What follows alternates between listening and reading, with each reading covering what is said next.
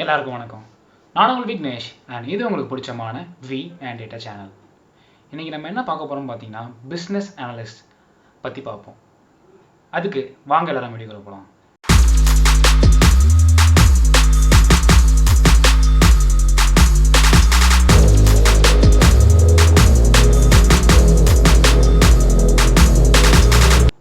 முன்னாடி சொன்ன மாதிரி இன்றைக்கி நம்ம பிஸ்னஸ் அனலிஸ்ட் பற்றி தான் பார்க்க போகிறோம். ஃபஸ்ட்டு பிஸ்னஸ் அனலிஸ்ட்னால் என்னன்னு தெரிஞ்சுப்போம்.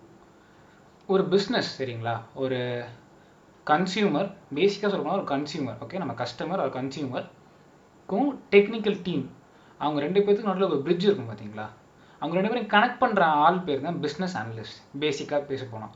ஓகே, இது ஏன் எதுக்கு இந்த ரோல் ரொம்ப க்ரூஷியல் அப்படின்னு பார்ப்போம்.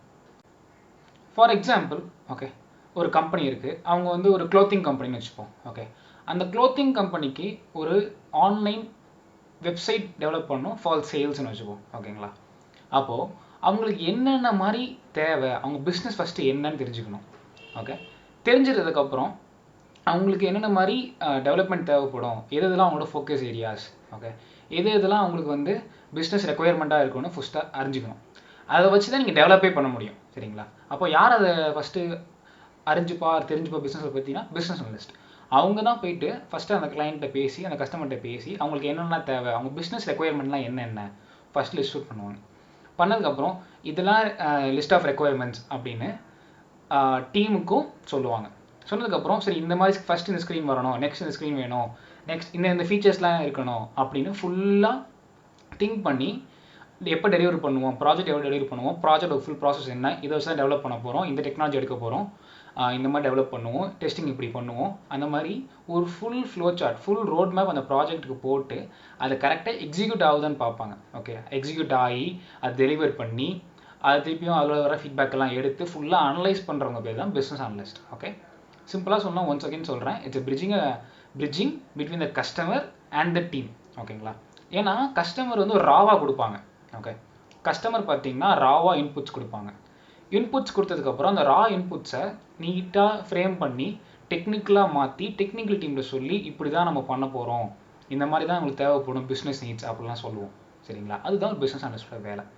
நெக்ஸ்ட்டு பார்த்தீங்கன்னா கிளைண்ட் இன்ட்ராக்ஷனும் இருக்கும், டெக்னிக்கல் டீம் ஒரு டெவலப்மெண்ட் டீம் அவங்கள்ட்டையும் பேசுவாங்க.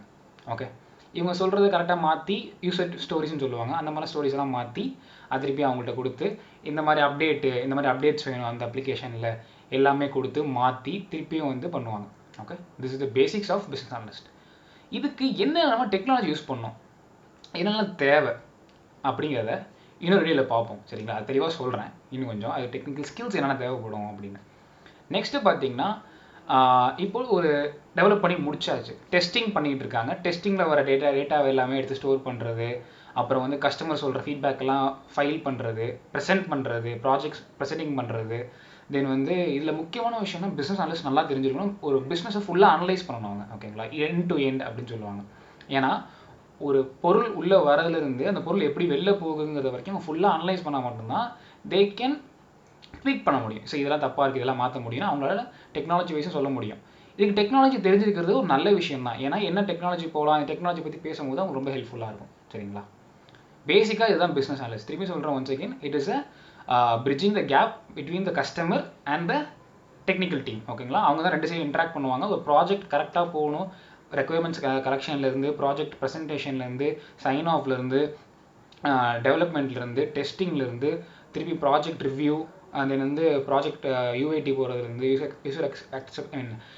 யூசர் அக்செப்டன்ஸ் டெஸ்டிங், தென் வந்து திருப்பி ப்ரொடக்ஷன் போய் அது ப்ரொடக்ஷன் லைவ் போனதுக்கப்புறம் சேஞ்சஸ் வந்தால் அந்த சேஞ்சஸ்லாம் நோட் பண்ணி திருப்பி டெவலப்மெண்ட் கொடுத்து மாற்றி எல்லாமே பண்ணுறது பிஸ்னஸ் அனலிஸ்ட்.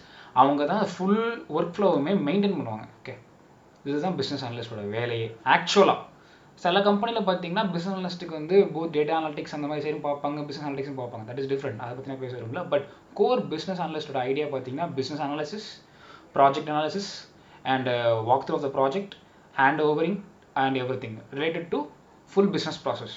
சரிங்களா, நெக்ஸ்ட் வீடியோ நம்ம இன்னும் கொஞ்சம் டெக்னிக்கல் ஸ்கில்ஸ் என்னென்ன தேவை இந்த பிஸ்னஸ் அனலிஸ்ட்டுக்கு அப்படிங்கிற மாதிரி பார்ப்போம். அது வரைக்கும் நான் உங்கள் விக்னேஷ், நன்றி.